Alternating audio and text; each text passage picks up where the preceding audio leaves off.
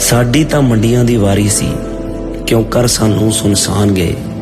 कोई खेत भी विरला ही आउंदा है, ओए किधर सारे किसान गए। क्यों हुण नहीं सानू फोल रहे, भला सुख तां है।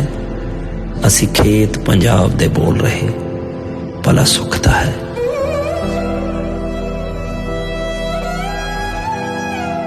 सानू तां खबरां नहीं रब्बा कि धरती उत्ते होया है, पर इन्नी चुप चाप जही देख के साडा तां दिल रोया है। चाहे गलती लोकां